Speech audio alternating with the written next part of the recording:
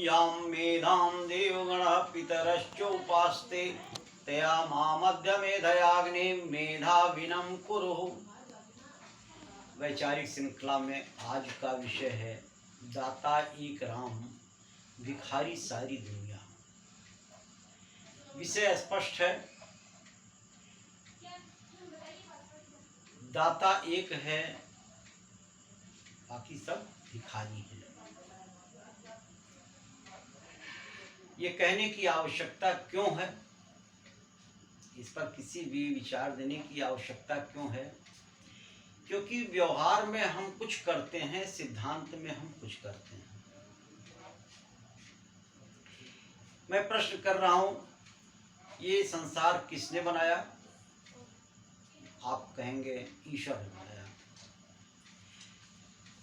इस संसार का मालिक कौन है? आप कहेंगे ईश्वर है। हमारे साईं बाबा भी उंगली नचा करके कहते हैं सबका मालिक एक। अब हम ये देखते हैं, ये विचार रखने का उद्देश्य क्या है। हम ये मानते तो हैं सैद्धांतिक रूप से कि सबका मालिक एक है, उसी ने इस संसार को बनाया है। लेकिन क्या उपासना उन्हीं की ही लोग करते हैं, उस ईश्वर की ही लोग करते हैं?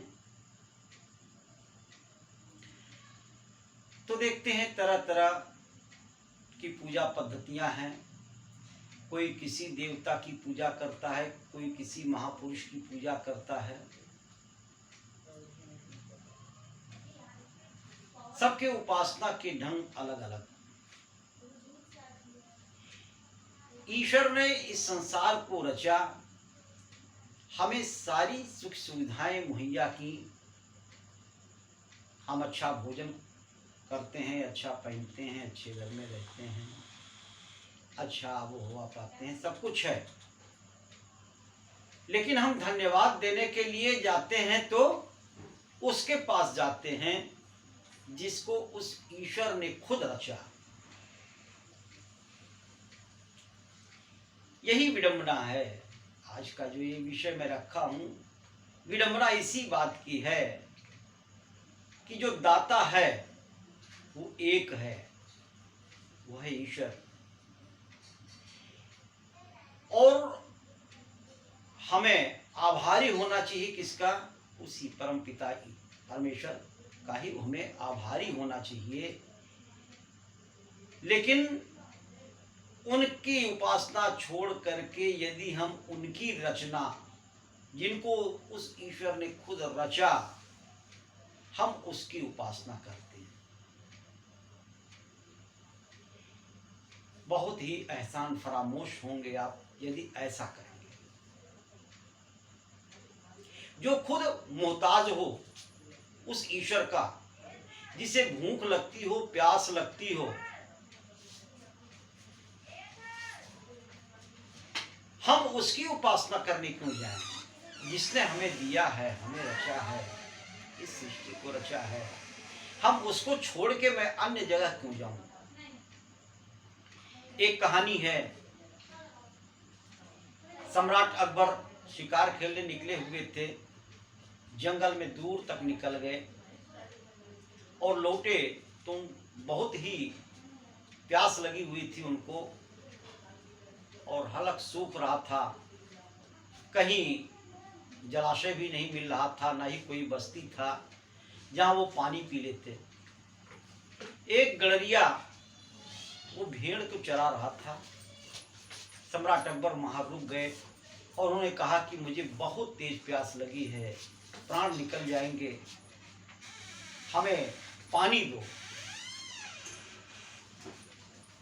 वो गड़रिया एक बड़ा सा पत्ता तोड़ा और उसका दोना बना दिया और भेड़ का दूध निचोड़कर और सम्राट अकबर को दिया। तो उन्होंने कहा कि प्यास जब बुझ गई तो सम्राट अकबर ने कहा, मैं तुम्हारा बड़ा एहसानमंद हूं, तुमने मेरी जान बचाई है। मैं सम्राट अकबर हूं, बेशुमार दौलत मेरे पास है, तुम्हें कोई कमी हो तो मेरे पास आ जाना।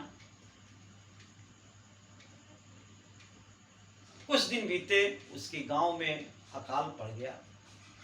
ये घटना उस गडरिये ने अपने गांव में बता रखी थी। उसके गांव में अकाल पड़ गया। सब लोग कहे उस गडरिया से कि अरे तुमको तो सम्राट अकबर ने कुछ कहा था, कोई आश्वासन दिया था, अब नहीं जाओगे तो कब जाओगे, तुम्हें वहां जाना चाहिए। लोगों ने जबरदस्ती उस गडरिये को भेजा सम्राट अकबर के पास। वो गडरिया वहां पे पहुंचा। उसने देखा द्वारपाल लगे हुए थे, उसको घुसने नहीं दे रहे थे। उस द्वारपालों से कहा उसने, गडरिये ने अपनी सारी घटना को, कि हमसे ऐसे ही बात हुई थी और मैं मिलने आया हूं। तो कहा कि ठीक है, देखो सम्राट अकबर नमाज पढ़ रहे हैं और जब नमाज पढ़ लेंगे तब तुमसे मुलाकात करेंगे। कुछ देर रुका रहा गडरिया, फिर देखा उसने कि ये तो नमाज पढ़ रहे हैं, इसका मतलब ये किसी से कुछ मांग रहे हैं। वो पलट गया वापस आने के लिए, और उधर नमाज टूटी सम्राट अकबर की। तो उसने कहा, अरे ओ कहाँ जा रहे हो, यहाँ लोग मांगने आते हैं और तुम यहाँ से वापस जा रहे हो, बोलो क्या बात है। उस गडरिये ने कहा कि हाँ आया तो था, आप कर क्या रहे थे। उन्होंने कहा मैं नमाज पढ़ रहा था। किसके लिए। उन्होंने कहा मैं सुख शांति मांग रहा था खुदा से, अपने लिए, अपने प्रजा के लिए।